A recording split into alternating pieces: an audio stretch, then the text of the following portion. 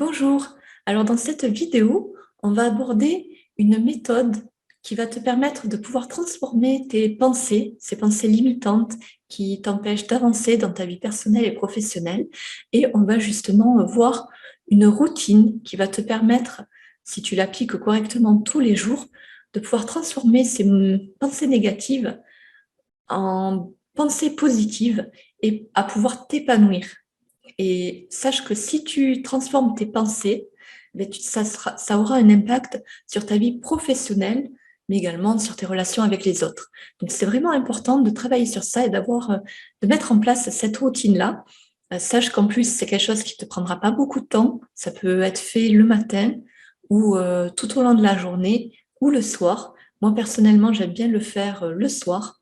Mais c'est vrai que voilà, c'est quelque chose qui va te faire beaucoup de bien et également qui aura énormément d'impact sur ta vie professionnelle. Et ça, je peux te le dire.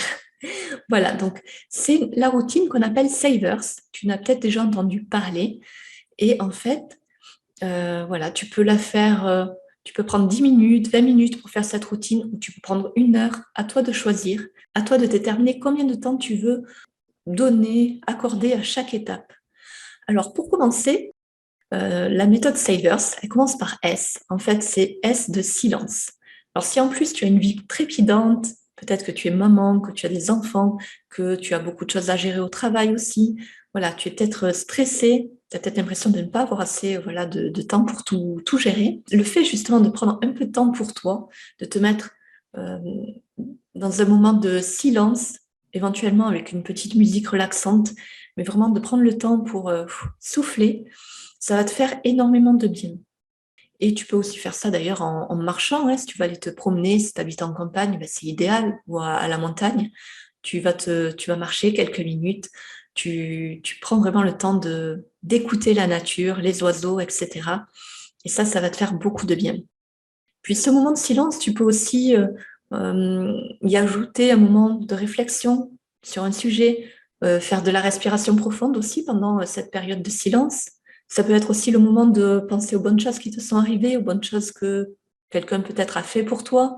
Voilà, donc ça peut être un moment de gratitude également. Donc la première étape de cette routine Savers, c'est le silence. Ensuite, le A de Savers correspond à affirmation. Alors, l'affirmation, ça, c'est quelque chose aussi que j'adore faire.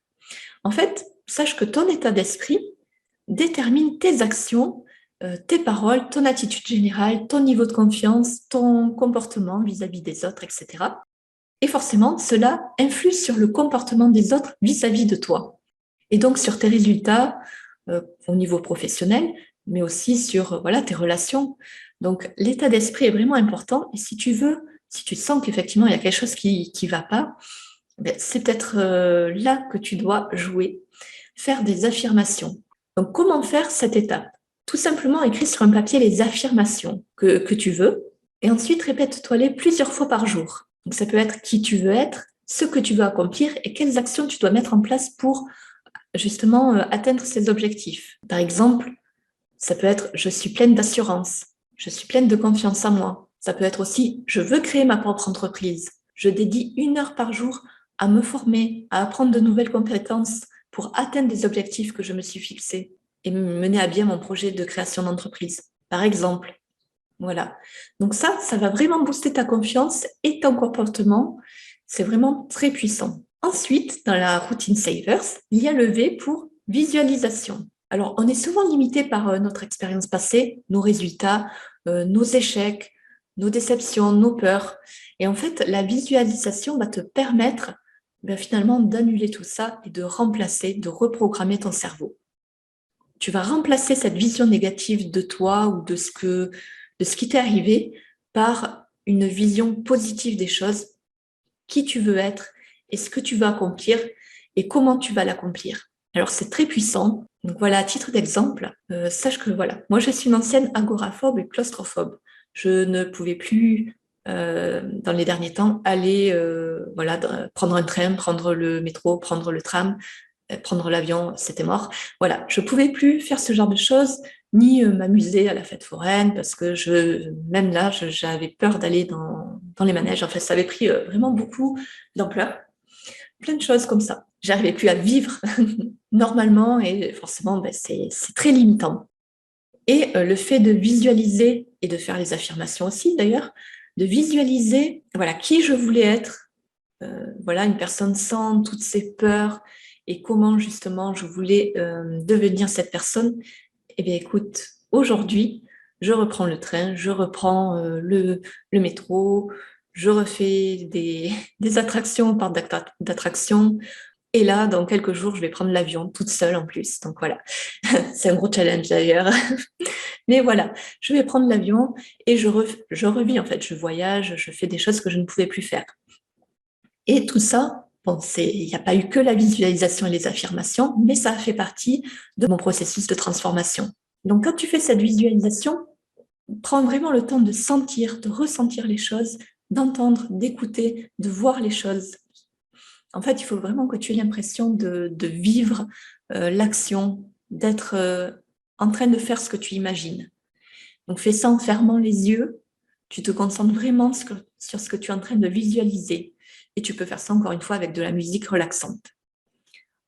Alors dans Savers, il y a ensuite le E pour exercice. Donc faire du sport. Même si tu n'aimes pas ça, prends le temps de faire ne serait-ce que 10 minutes, un quart d'heure de sport. Pas forcément quelque chose de compliqué, mais à la rigueur, mets de la musique et danse. Voilà, tout simplement, mais fais un peu d'exercice, bouge. Déjà, ça va te dépenser, ça va te dynamiser, et puis ça va aussi voilà, faire partir le stress que tu as en toi. Donc, pas besoin de faire beaucoup, hein, un quart d'heure, 10 minutes, un quart d'heure. Si tu aimes le sport, ben voilà, fais plus. Ça peut être aussi aller marcher, mais fais un peu d'exercice chaque jour. C'est vraiment important pour ton bien-être physique et mental. Ensuite, il y a le R pour read, lecture en anglais. Donc, en fait, prendre le temps chaque jour de lire un livre. Alors, pas un roman, pas voilà, un livre policier, mais un livre sur le développement personnel, par exemple, ou sur le marketing, la communication. Voilà, donc je vais te mettre une liste de livres justement sous cette vidéo qui vont t'aider à t'épanouir.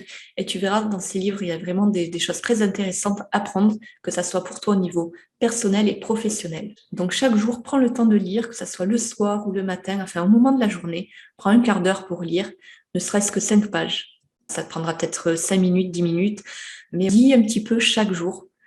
Même si tu n'aimes pas ça, fais ce petit effort. Tu vois, c'est vraiment pas grand-chose. Si vraiment tu n'aimes pas lire 5 pages, ça va te prendre 5 minutes. Et enfin, le S de Savers, le S de la fin, correspond à scribe, qui est écrire. Écrire en anglais, donc.